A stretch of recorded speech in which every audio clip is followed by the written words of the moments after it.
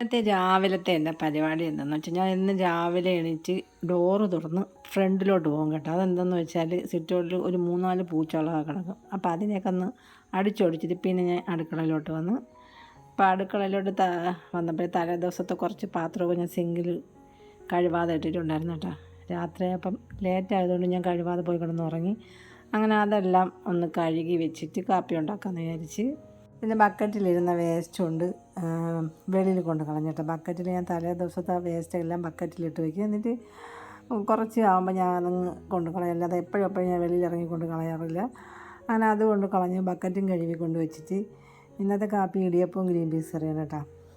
അങ്ങനെ ഇടിയപ്പമൊക്കെ പിഴിഞ്ഞ് ഇത് വേകാൻ വേണ്ടി ഞാൻ അടുപ്പിലോട്ട് മാറ്റിയിട്ടുണ്ട്. ഇഡലി തട്ടിലോട്ട് നമുക്കിത് വെച്ച് കൊടുത്ത് ആവി വരാൻ വേണ്ടി ഒരടുപ്പിലോട്ട് അങ്ങോട്ട് മാറ്റി വെച്ചിട്ടുണ്ട്. ഇനി നമുക്ക് കറിക്ക് വേണ്ടി ഒരു കുക്കറിലോട്ട് എണ്ണ, കടുക്, പിന്നെ ഇതിലേക്ക് ഉരുളക്കിഴങ്ങും ഇഞ്ചി, പച്ചമുളക്, സവാള, ചെറിയുള്ളിയും ഗ്രീൻ പീസും കൂടെ ഇട്ട് കൊടുത്ത്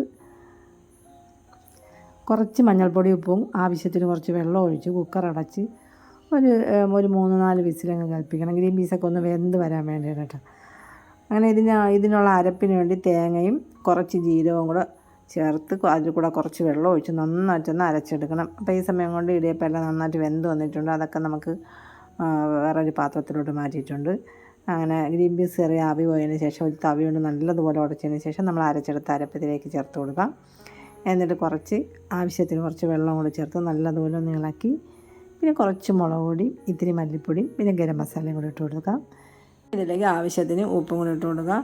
ഇനി കറിക്ക് ലൂസ് വേണമെങ്കിൽ കുറച്ച് വെള്ളം കൂടെയൊക്കെ ചേർത്ത് കൊടുക്കാം. ഞാൻ ഇത്തിരി വെള്ളം കൂടെ ചേർത്ത് കൊടുത്തിട്ടുണ്ട് കേട്ടോ. ഇവിടെ എല്ലാവർക്കും ഇത്തിരി ലൂസായിട്ടിരിക്കുന്നതാണ് ഇഷ്ടം. അങ്ങനെ ഇത് ഗ്രീൻ പീസ് റെഡി ആയിട്ടുണ്ട്. ഇനി താളിക്കാൻ വേണ്ടി ചീനച്ചട്ടിലോട്ട് എണ്ണ, കടുക്, വറ്റൽമുളക്, കറിവേപ്പില എന്നിട്ട് നമുക്ക് ഈ കറിയിലോട്ട് ഒഴിച്ചു കൊടുക്കാം.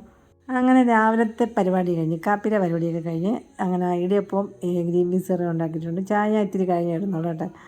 അപ്പോൾ വീഡിയോ ഇഷ്ടമായെങ്കിൽ ലൈക്ക് ചെയ്യാൻ മറക്കല്ലേ.